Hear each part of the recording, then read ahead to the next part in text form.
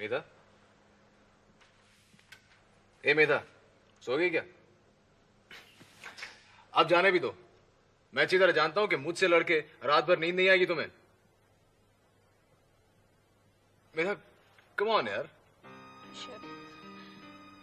तुम जानते हो कि तुम्हारे अल्फाज और तुम्हारी आवाज का मुझ पर इतना गहरा असर होता है, तो ये और भी बुरा है। और तुम जानबूझकर मुझ पर। प्लीज इस तरह रो मत। जानबूझकर मैंने कुछ भी नहीं किया।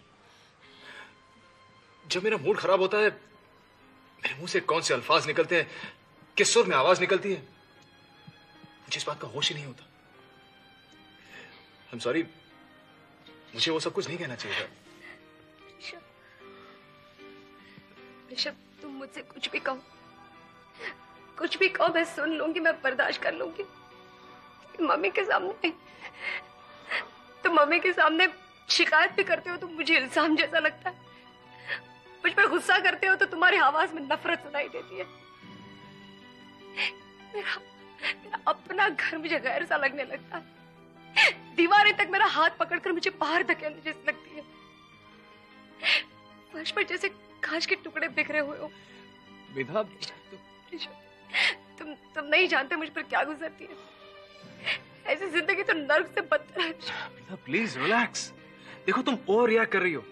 अरे माँ मेरी जिंदगी का एक बहुत ही अहम हिस्सा है, और अगर फिर अपने ही घर में अपनों के सामने मैं तुम्हें कुछ कह भी देता हूँ तो इसमें प्रॉब्लम क्या है? माँ ने कभी तुमसे इतना सब कुछ नहीं कहा ना। जो मुश्किल तो यही है ना, वो जो कुछ भी कहती है मैं सुनती और समझती भी हूँ, और ये भी जानती हूँ कि वो क्या कहना नहीं चाहती। मैं मम्मी की सारी बातें सुन लूं, हंसकर सुन लूंगी, सह लूंगी, मैं शिकायत तक नहीं करूंगी अगर मुझे तुम्हारे साथ पर भरोसा हो। मेधा, अगर तुम्हें मेरे साथ पर भरोसा नहीं है तो यह गलती सिर्फ तुम्हारी है, क्योंकि मुझे इस भरोसे पर पूरा भरोसा है। अगर गलती है तो ठीक है, लेकिन उसके लिए वजह भी है। शादी से पहले मुझे लगता था, सर पर एक डर सा मंडराता था कि मम्मी हम दोनों को अलग कर देंगी।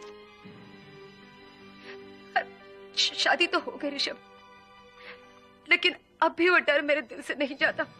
अब भी ऐसा लगता है कि मम्मी हम दोनों को अलग कर देंगी। ऋषभ, जब भी हम दोनों के बीच कोई तनाव पैदा होता है, मम्मी के चेहरे पर तभी तभी सी मुस्कुराहट खिल उठती है। ऋषभ, मुझे बहुत डर लगता है।